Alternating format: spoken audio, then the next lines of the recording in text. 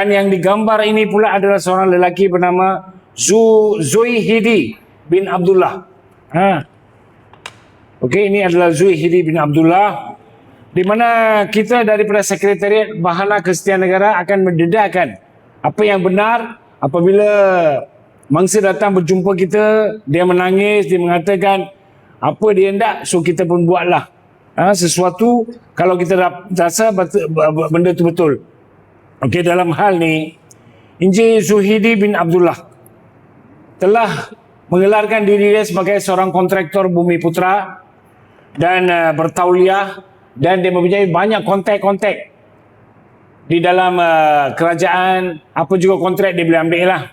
So lepas tu dia telah jumpa dengan ayah ini, dia punya nama Abdul Rahman. Jumpa dengan Abdul Rahman pada tahun lalu, bulan Jun 2025, dan mengambil duit demi sedikit. Mula-mula 20,450. Selepas tu 9,000. Selepas tu 2,500. Dia kata proses masih berjalan untuk mendapatkan tender. Lepas tu 10,500.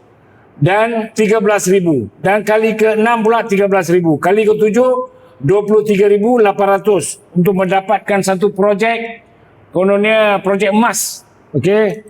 Ini orang pun semua dia bayar. Okey. Lagi satu 116,400 urusan bisnes mau besarkan. So ini saudara ini pun dia pun bayar juga. Last kali dia bayar 94,900.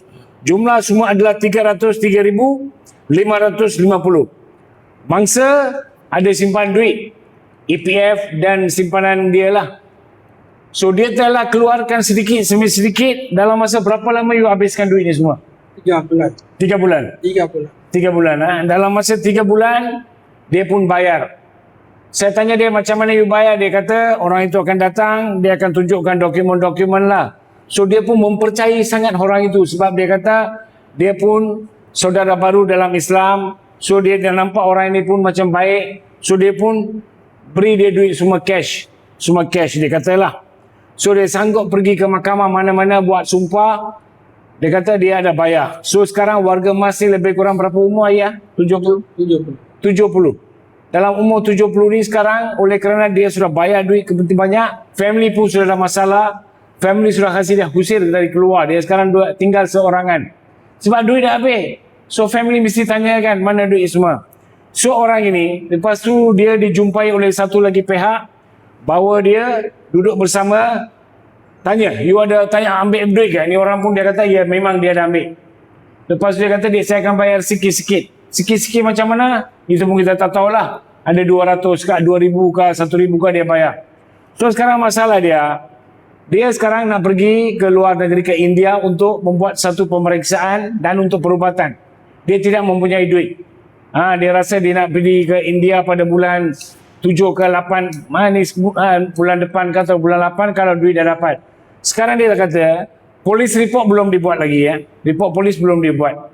So hari ini kita keluarkan video ini untuk paparan semua masyarakat supaya ada satu penyelesaian. Dia ini Zuhidi, dia dari mana Puchong kan?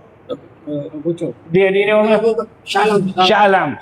Jumpa dia dengan segera, datang settle duit yang apa yang dia bayar tu, settle dia. Tak ada kalau kita akan buat satu report polis. Tapi saya dah bagi tahu dia lah, you macam mana pun kena buat satu report polis. Sebab kita buat pendedahan gambar dia. Okey? Sebab dia sendiri mengaku dia yang ambil duit. So, dia mempunyai pelbagai bukti video semua. Dia ada ambil duit punya video semua ada. Dan rakaman percakapan dengan orang tengah. Untuk selesai pun video itu pun dia ada. Ada kan? Ya. Okey, semua dia ada. So, kita nak perkara ini dah selesai. Kita bagi tahulah kepada orang ramai masyarakat supaya sentiasa bila nak bayar duit kepada siapa, fikir dulu. Ni betul ke, benar ke, tengok dokumen. Jangan terus ambil duit, bagi duit macam tu.